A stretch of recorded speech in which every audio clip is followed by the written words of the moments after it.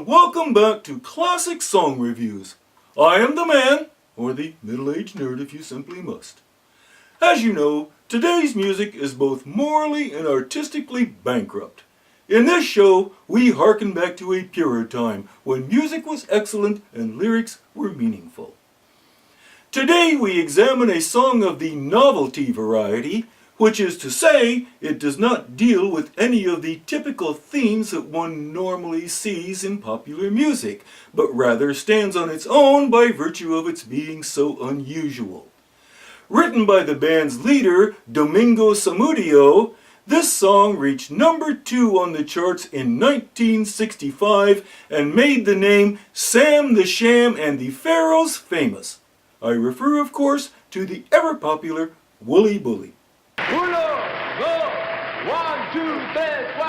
We notice from the outset that Mr. Sham seems a bit confused. In particular, he cannot remember from one word to the next what language he is counting in. Nevertheless, his pharaohs must be accustomed to this situation as they begin the song flawlessly despite their leader's glaring error.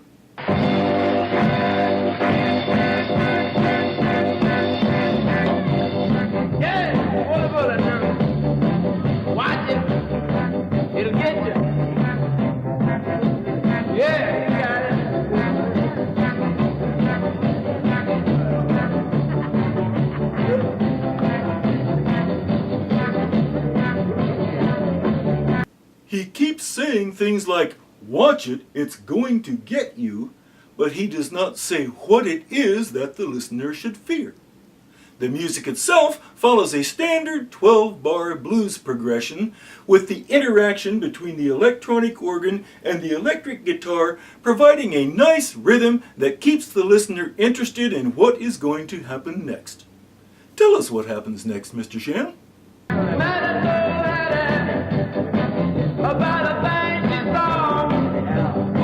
Who precisely are Maddie and Hattie? We never learn. I suspect that our host, Mr. Sham, chose these names simply because they rhyme. And, when put together in this fashion, they form a nice rhythmic phrase that fits the music well.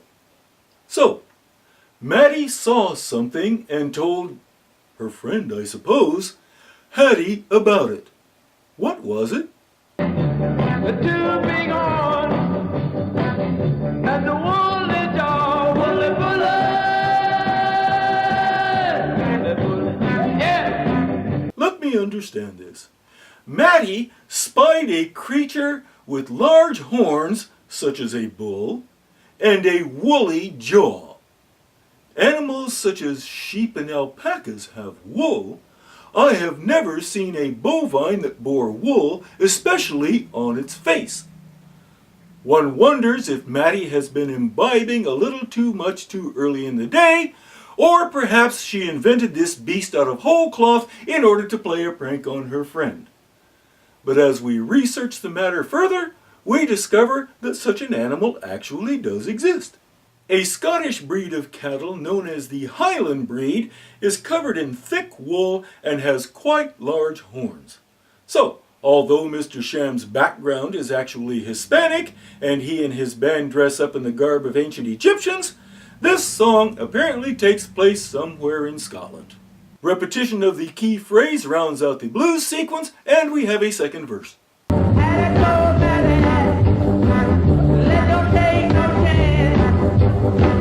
Hattie wishes to take the wise course and avoid this animal altogether, inasmuch as neither of them knows whether it is aggressive or not. Do not take chances with unknown animals. Good advice. Let that be come and learn to dance.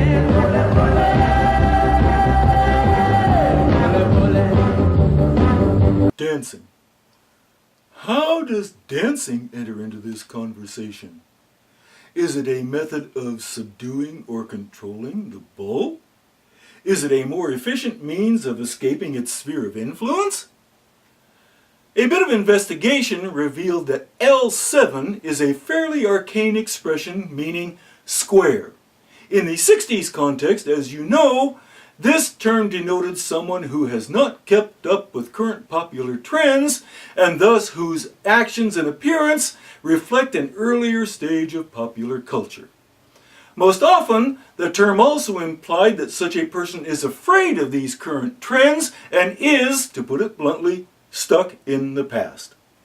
As for the phrase L7 itself, if one extends the fingers of one hand thus, and extends the fingers of the other hand thus, and then puts them together, it forms a square. I see a problem here because that is not a square, that is a rectangle.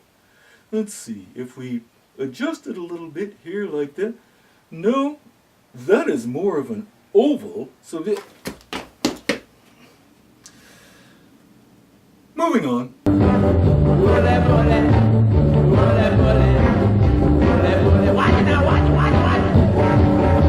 We complete our nonsense chorus and move into a lead break featuring the band's saxophonist, Butch Gibson.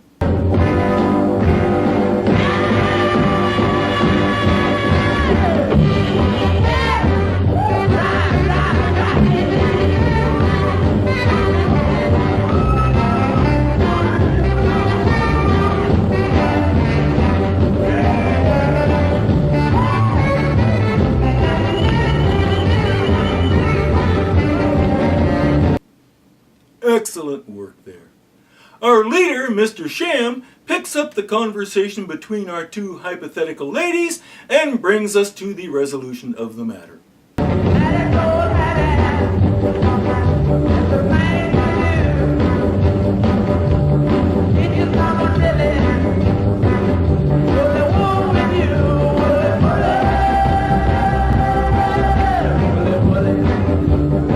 Our mystery person's solution to this conundrum, if indeed there is an actual conundrum here, is to get help to pull the wool. Let us recap. Maddie sees a creature with large horns and a woolly jaw, and Hattie immediately concludes that the best way to approach this beast is by learning to dance first. After they learn, they dance up to the animal, tug vigorously and simultaneously on its wool, and then dance away again, presumably in order to avoid an unpleasant encounter with the aforementioned large horns. Why do they need to pull on its wool? What did it do to them? Is it possible that pulling the wool refers to grooming the animal, perhaps preparing it for market? Does it shed its wool and they are going to follow it around and gather what it dropped and make clothing out of it? And how does learning to dance protect them from potential harm? Does the woolly bully only attack squares, or L7s as they are called here? Can the bovine somehow sense that these two ladies are now with it and thus grant them safe passage to come up and tug its fur?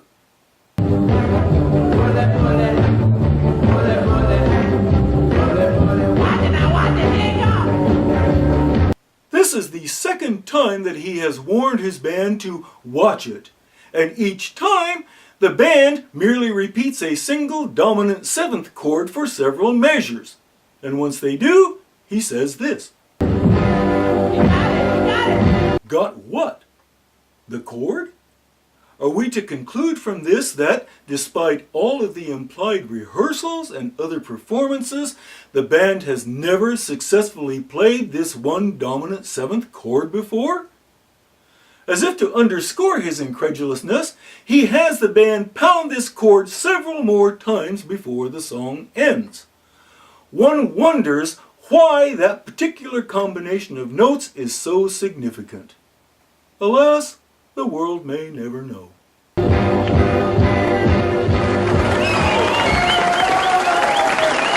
This song is just, to use the vernacular, silly, but that silliness is its claim to fame. As I stated earlier, it falls into the category of novelty songs, which is to say, songs that are just so unusual or nonsensical or non-sequitorial that one cannot help but be endeared to them. It has a good beat, a comfortable chord sequence, plenty of talent expressed in the instruments, and it involves a Hispanic musician dressed in ancient Egyptian garb singing about a Scottish cow. Why shouldn't one benefit from making people smile through such deliberate absurdity? That's a deer god, and that's a horse ranch. Though clearly, it is not always deliberate.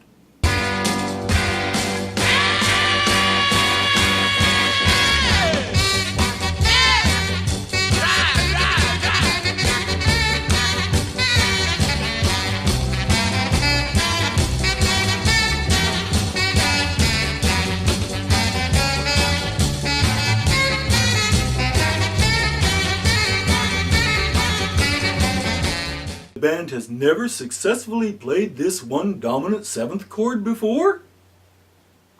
Something comes after that and I have no idea what it is.